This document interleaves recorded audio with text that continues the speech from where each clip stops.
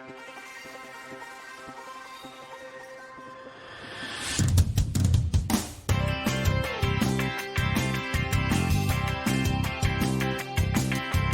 have this drive of where like, do not say, no, I can't do this.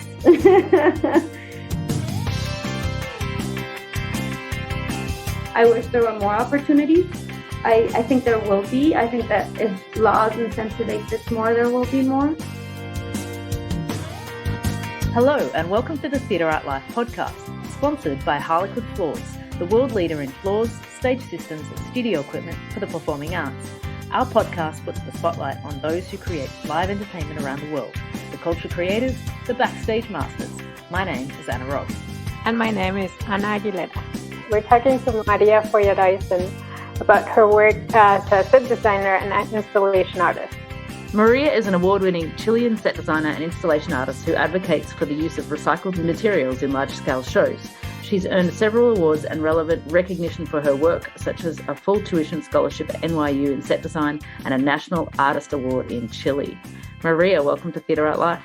Hi. How are you today? I'm good. It's hot outside. It is. Nice to be inside talking to you guys. So tell us a little bit about yourself and maybe a little bit how you got into set design and installations before we get into the details of how you like to work with recycled materials. Well, I actually got into it because I like to work with recycled materials. I studied art and I didn't really have money to pay for art materials. And I was a bit of a gypsy, just like didn't have a solid space to live or to like have a workshop. So I just used like the facilities of the university or wherever I would be, find my day. So the best way to like kind of deal with that was collecting cardboard boxes and just making all my artwork from the cardboard box, because I could just like carry my cardboard boxes around, leave my cardboard boxes in places no one would steal them. It was like not attractive. And I'd started making these little miniature sets inside the cardboard boxes at the beginning. And I was always interested like with storytelling. I was always making up stories to then try to make something as a form of art or installation. But I think the core was about having people stop and look and observe a story and then appreciate a material that was garbage and that could regain a new value. So that's kind of what I went through in art school. And I think it wasn't well received in art school because no one knew how to really deal with it. There was like storytelling. What's like your core conceptual art piece about? And I'm like, stories and cardboard. Oh, and then also I was like the first generation that my art department the visual arts had moved into a new campus in Chile. So this is Santiago, Chile, Universidad Católica. And basically they put like art, music, and theater together. And I just started getting along with the theater people most. I had like friends in the arts, some friends in music department, but I really clicked to the theater people because I liked the collaborative style of work, like a round table and everyone just like kind of meshing in ideas. So I was like on the side also just like playing around with them and having fun and creating with all my like theater people friends.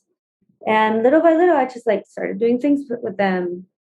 When I graduated, I continued collaborating with a few of these people on and off. I was always kind of like the art girl to them. I did a few theater plays in Chile, which were cool and made out of garbage and stuff. And then I started to like be able to do my art, really, to work in advertisement and in film and in TV.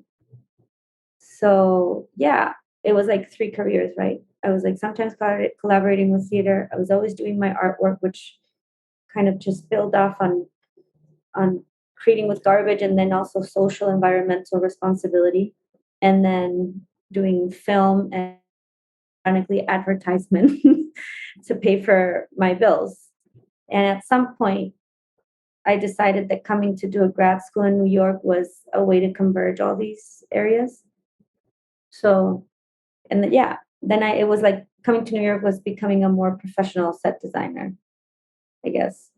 So you went to do set design right away, like you knew already you wanted to do theater by then?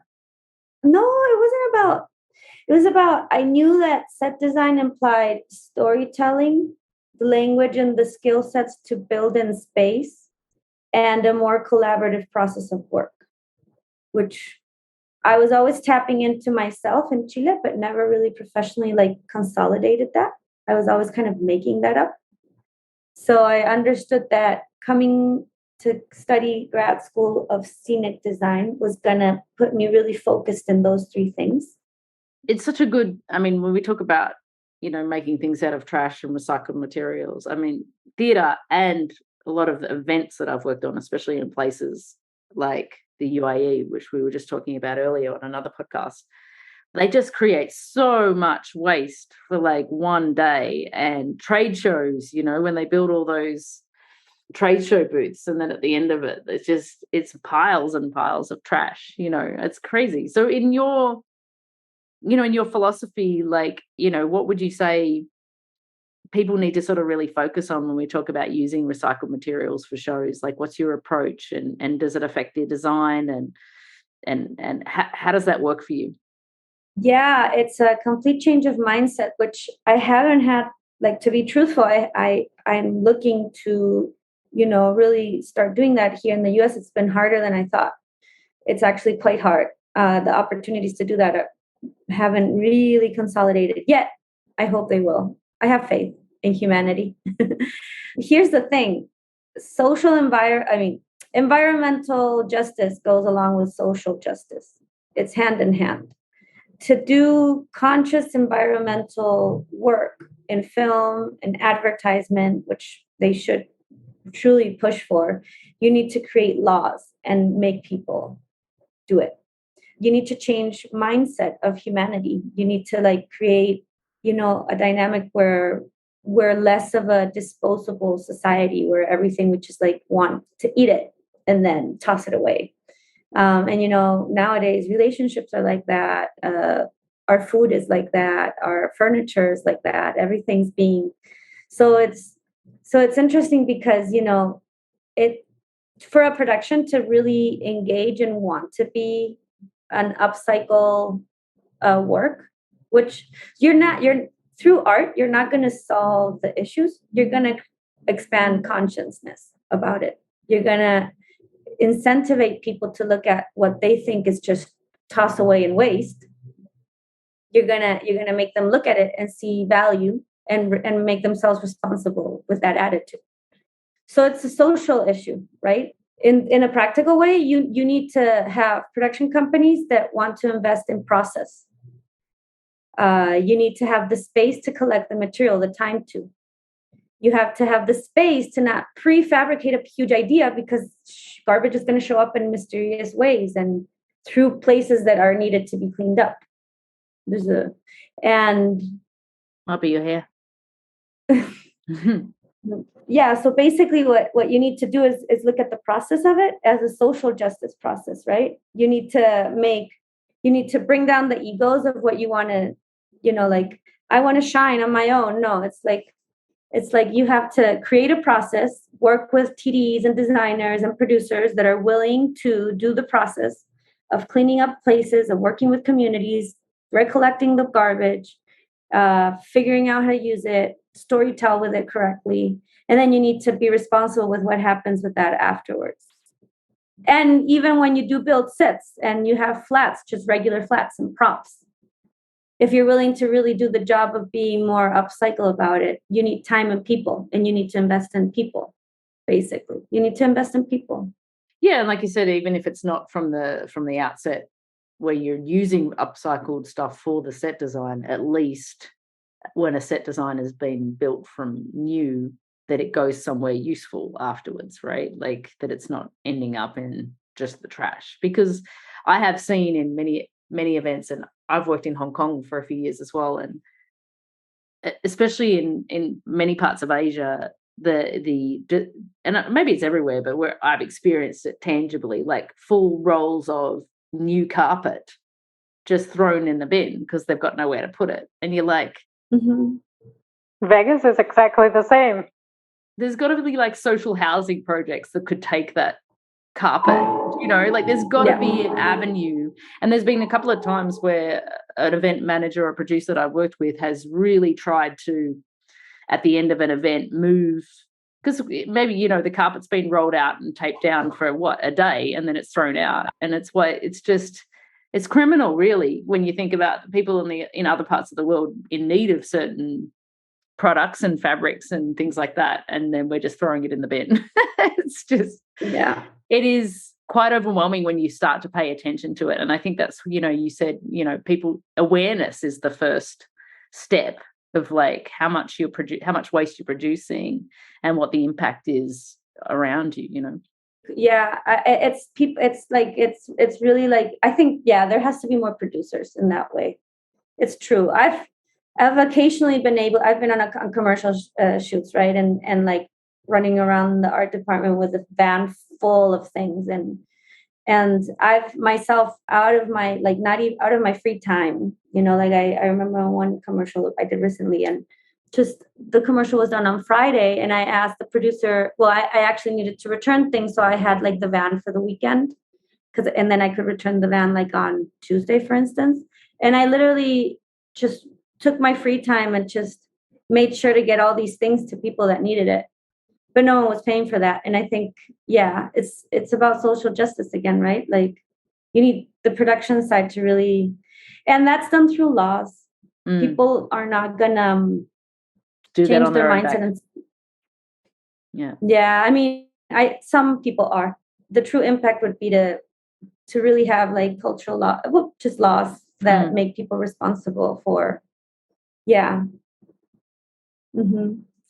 wonder what's been your experience trying to, because I think in my experience, and this comes from my very personal experience working in the States, the awareness is there, the will is not. That was my experience. Like people know that we build a set for a weekend and we call the dumpster and toss it.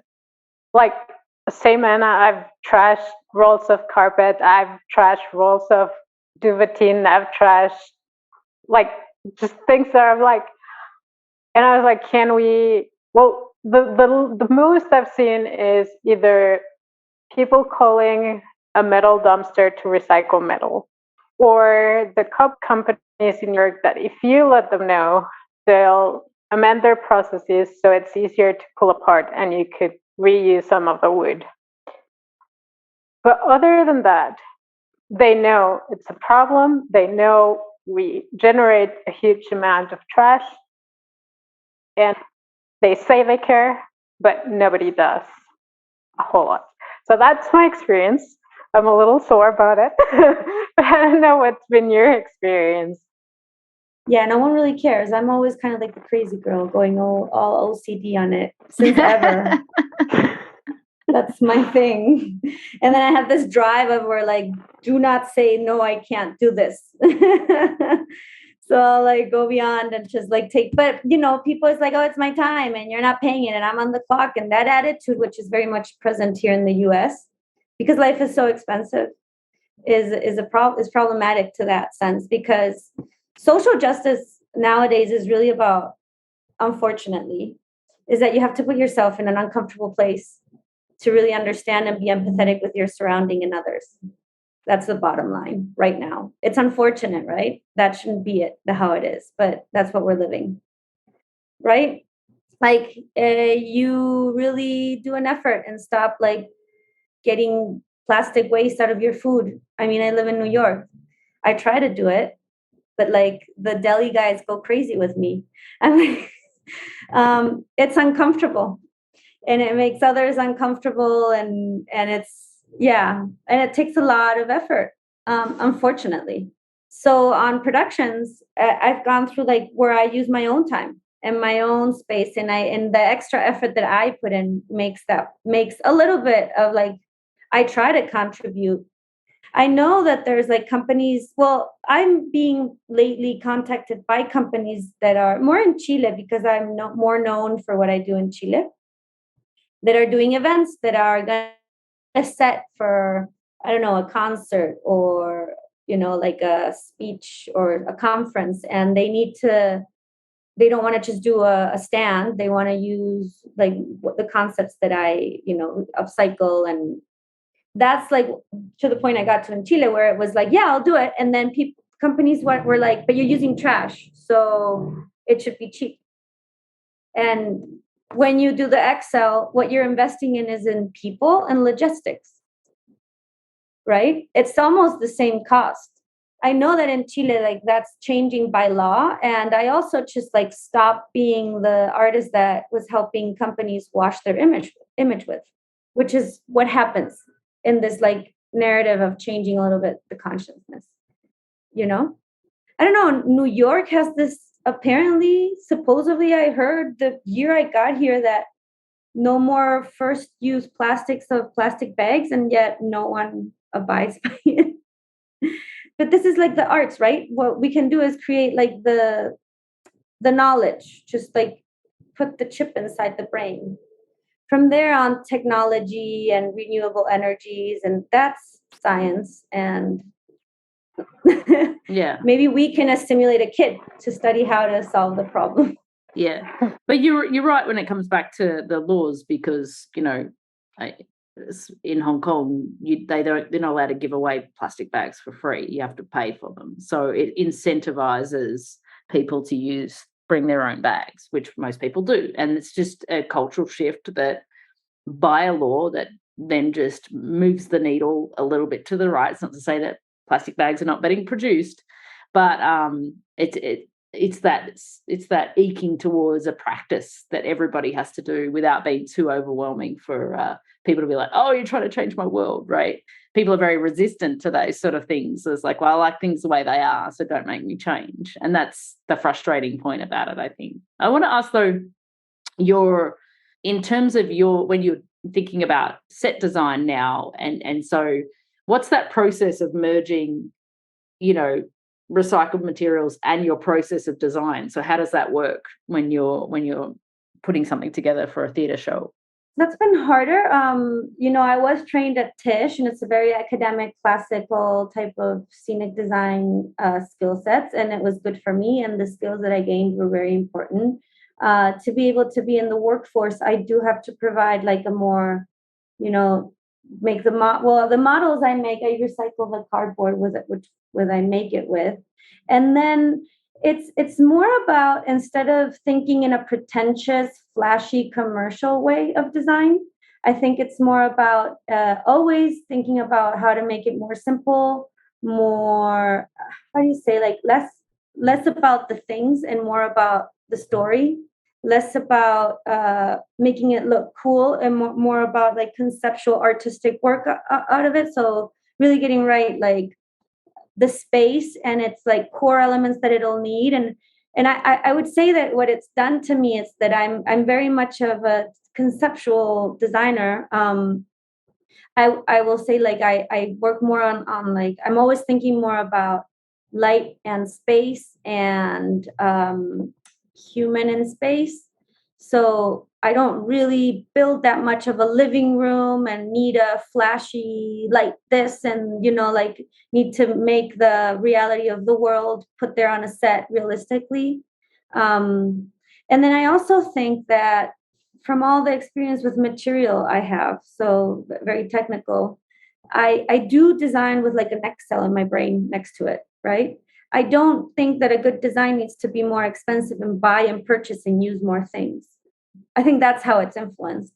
The opportunities I've gotten really to combine my theater work with my artistic work, which is literally that I do things with like in Chile, I did a series of dragons where it was all like repurposed, like plastic bottles that we got off the streets and off like schools and malls that were like people putting in, and then we were washing the bottles, and then we made with plastic, use that as a prime material. So that would be upcycling, directly trash. The opportunities I've gotten to do that, use that type of work in theater have been 2, maybe 3. I wish there were more opportunities. I think there will be. I think that if laws incentivize this more, there will be more. I do think that right now my interest would be to tap more into children theater and more educational social responsibility through theater. I think that would be a way because, something that's great about theater in the US is that it is an industry and that people do consume it, very different from Chile. And the older audience is used to looking and admiring a certain type of storytelling. So I think we have to like really reach out into the youth and children. And I think that it would be a beautiful cross, place to do more of the artwork I do to put it into scenic design, but try to go give it to children. That's where my brain is at right now. Theater is, recently come back. I had to wait for a bit to get my work permission to work in the US. So yeah, I hope that that's what's going to happen next for me. And now a moment for our sponsor. The Theatre Art Life podcast is proud to be sponsored by Harlequin. Harlequin is the world leader in floors, stage systems, and studio equipment for the performing arts. Established in the UK over 40 years ago, Harlequin is the preferred performance floor for the world's most prestigious dance and performing arts companies, theatres, and schools, from the Royal Opera House to the Bolshoi Theatre, the New York City Ballet to the Royal New Zealand Ballet. Harlequin's experience and reputation are founded on the development, manufacture, and supply of a range of high-quality sprung and vinyl floors specifically designed for dance and the performing arts.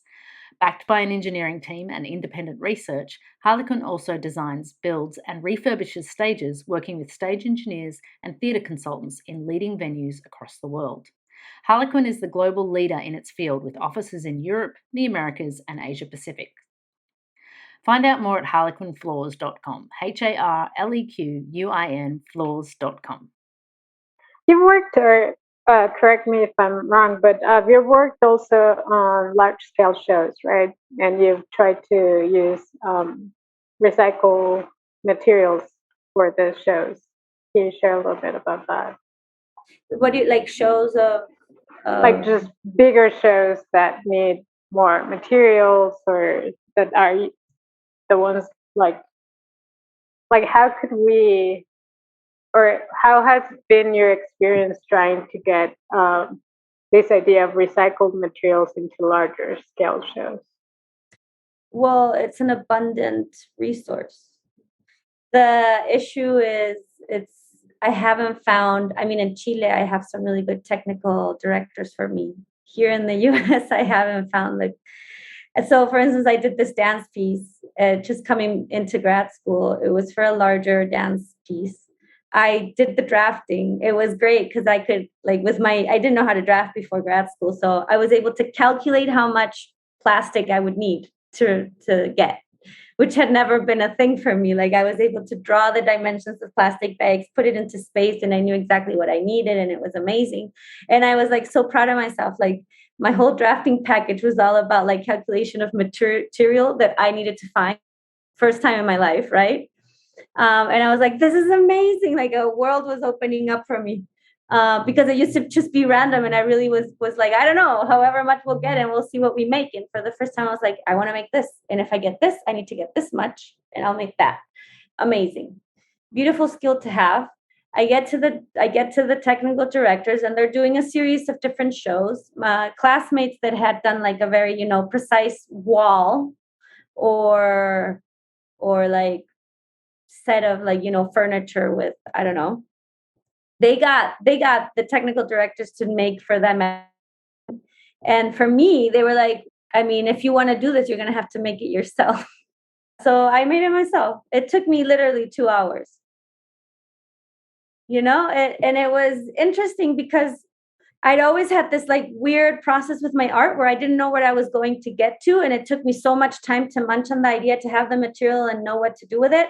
And this time I didn't have, the process was inverse. I was able to draft it. I was able to think about it. I was able to play with garbage and scale and kind of check it out how I wanted it to be. I calculated exactly what I needed to do. And then to make the art piece took me nothing. And then to undo it. And then, of course, this was a big, huge net with a bunch of plastic bags weaved into it. Took me no time at all. It was fine. Not so fine, but was fine. And then when it was done, the show was done, I grabbed the plastic bags, put it into 3 little bags. They fit literally the size of a garbage bag, a larger bin garbage bag. It was 2 or 3. Took it to Whole Foods and they recycled it. Done. Done. But but yeah, I mean, I'm looking for a technical director that might want to, understand and put their hands into it. Get in the game. Get in the game with you. Uh-huh. I might know someone in the Northeast area that might be game for it. Okay, cool. Yeah. So, do you like? I'm very curious because I've never really seen a whole lot. I've seen a little bit of how it's used or cardboard being used as a main source, but mostly, I mean, there's some props that have been made. There's like some furniture that now has been made. There's some visual artists that use it. It's been used in animation and stop motion. Are there any other artists or any other designers you follow, you use as inspiration, or that you talk to about this? Do you feel like alone in the world doing all this cardboard work?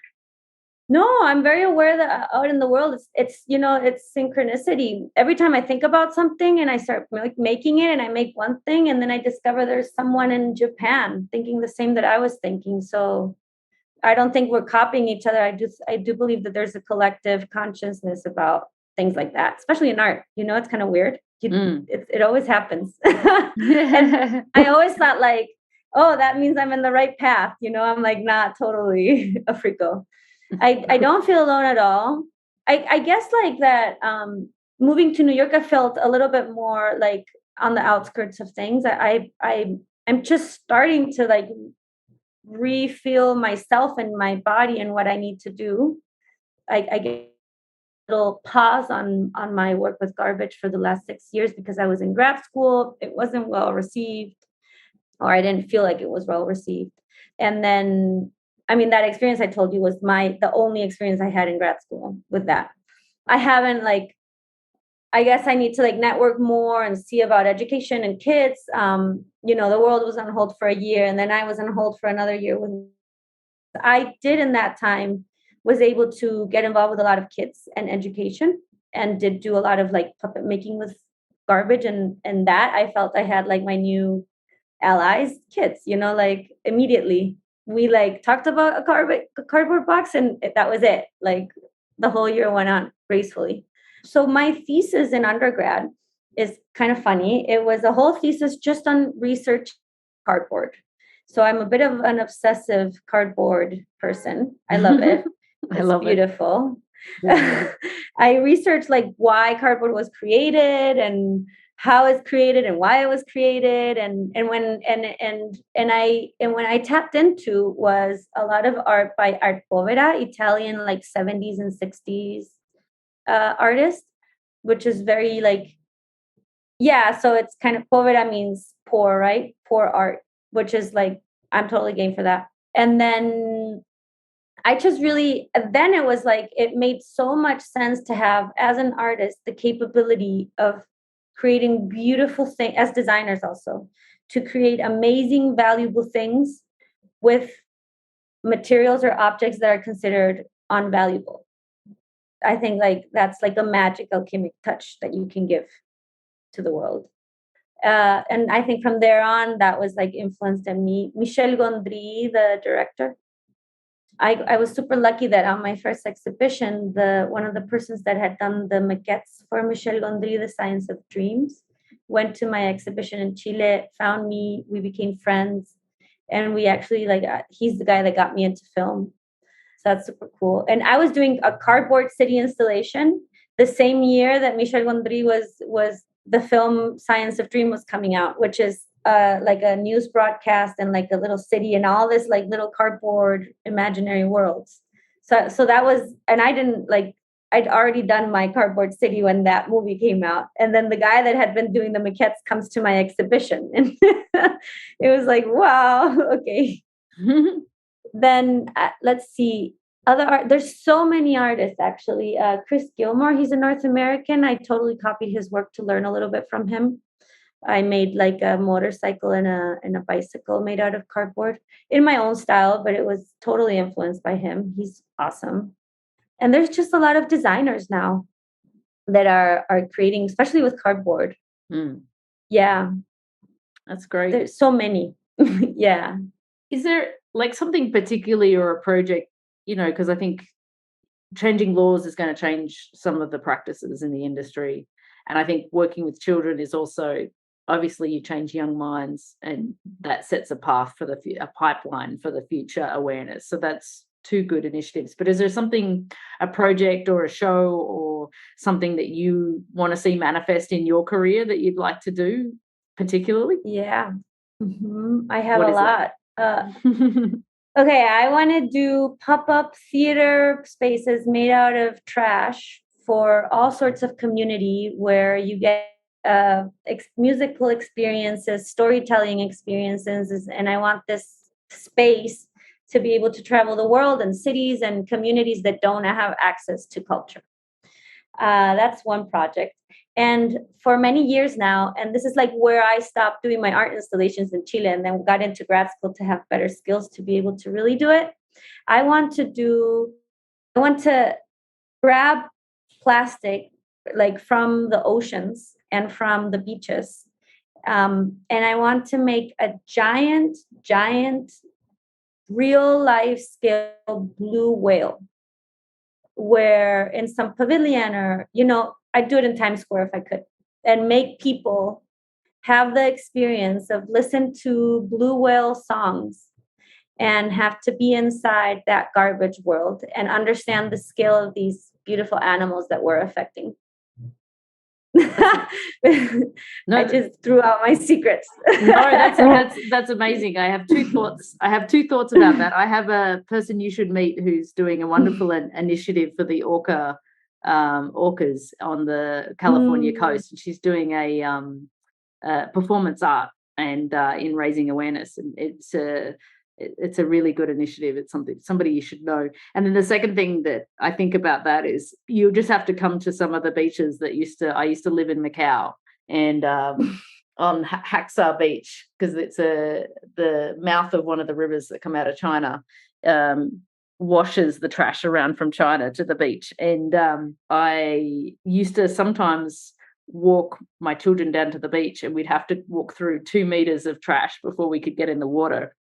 And I was always so like devastated because I just was like thinking my children are growing up thinking that this is normal, that there's like that kind of trash on the beach. And I think it's amazing because I think there's such an intangible, especially when you think about oceans, people can't see it. So it's not very tangible for them, right? Like they don't know how much trash, but especially where I live, it's very visceral for us. It's visible in the water. There is no beach that's clean.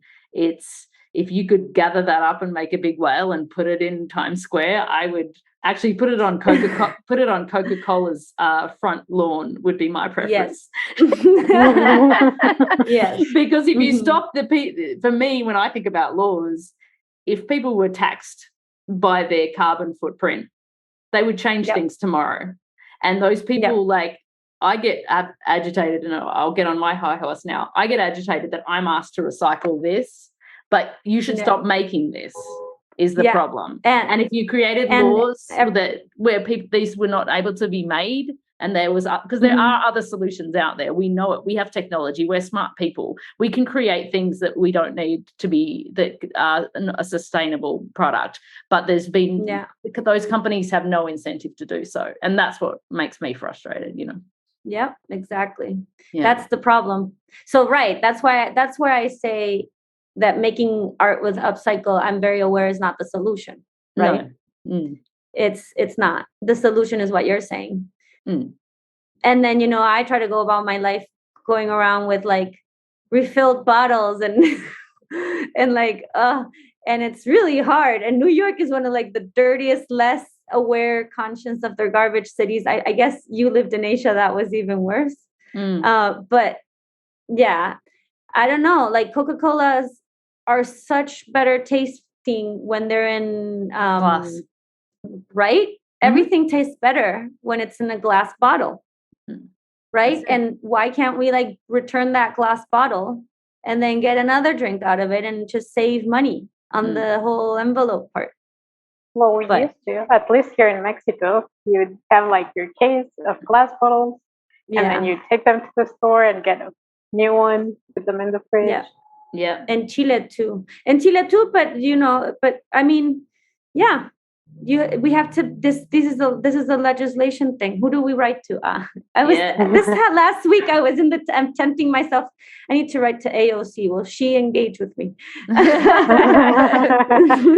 No, but it's a good point. A friend of mine she's from Belgium, and we both lived in Hong Kong, and we were wanting to perform a coalition actually in Hong Kong of people in Hong Kong to write to companies like that and try to, but life is busy and we raising kids and we're, it's all of these initiatives. There's got to be enough people collectively, and every time I do, I was in the UAE and we were doing this massive event and I was trying to get them to, because especially in the UAE, you walk into any boardroom and you whatever, and there's just like 20 of those sitting on the table and, and I was like, okay, so we're doing this event and can we have like a water fountain with filtered water and then people have cardboard cups. Can we at least do that?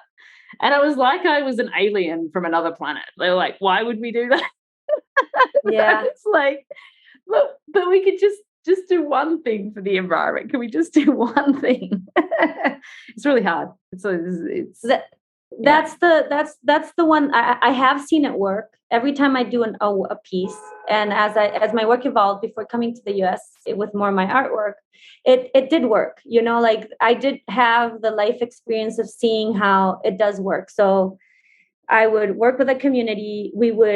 They would be consuming their plastic bottles and their, plastic containers, and I would make them clean it. And so they were immediately like realizing that in a week they had this, bag of just, trash, and they had to be responsible for it. So clean it. Okay. Like, just like even your trash, when you are recycling house, like clean it and realize what you have and what you're like amounting to and what you're giving to the world, away. Right? Yeah.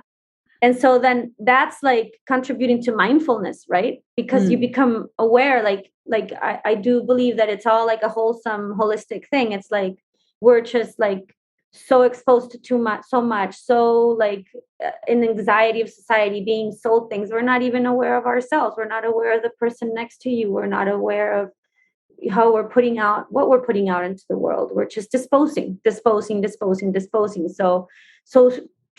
take the moment and clean your trash and just breathe in that moment. And what does that do to you? Like that little piece. And then so that experience, like I was very touched with. I was doing this with the fishermen in Valparaiso, and so with the ladies, we would walk around the beach, recover all their like wasted nets and plastic bottles and left in the beach, and then they would take it back in bags and we would clean it and just have a conversation around it. And they started like, I would go back, they'd say fresh fish there, and I would go back and they'd be like already incorporated it into their like daily routine, as like these women were like suddenly in a week they already changed like what they were thinking about with the things that they had around them. And then we created something with it, and they were like I can give value to my waste, and it's just a metaphor for humanity right now. So the click, it's true. Like it's not the solution, but it does click something inside when people get to experience that. That's a good point. Mm-hmm. So if there's a producer, director, a TV that wants to work with you. Yes, we're putting an open call out now to all of our listeners. Yeah, Maria is looking for a good TD that wants to take the industry by storm with recycled materials and upcycling and responsibly disposing. So and educational institutions and producers. Yeah. Amazing. So where would they find you? How do we get in contact with you? Do you want to leave my email and my phone number? We can put it on the post. Don't worry. Yeah. Because my last name is Feuereisen. I don't think you're going to be able to spell it right now. My webpage is La Maria Maria Maria. So 3 Marias. Mm-hmm. And I'll leave you all the info. Yeah, I think it's going to happen. I mean, little by little, I've just started thinking and like getting motivated again with it. I finally have my work visa in the US, and I able to like move forward and not be held back in life. Yeah. And it's interesting, you guys interview me. I just got like a commission last week that I did the proposal for. People are talking and reaching out. It's like I had the thought again in my brain, and it's immediately starting to like, yeah. Well, something's going to happen. It's important work, and we appreciate you spending time with us today and sharing with you, your goals and your ambitions to the projects that you want to do. And we wish you all the best. Thank you. Thank you for giving me the space to talk. Awesome. It's a pleasure. Thank you. Theater Art Life is a global media site for entertainment. Memberships start at only $38 per year. You can have unlimited access to our daily published articles, including entertainment news and the writings of active industry professionals, ensuring that you are always up to date on the global happenings in the world of entertainment. Become a part of the international entertainment community and join us now at www.theaterartlife.com.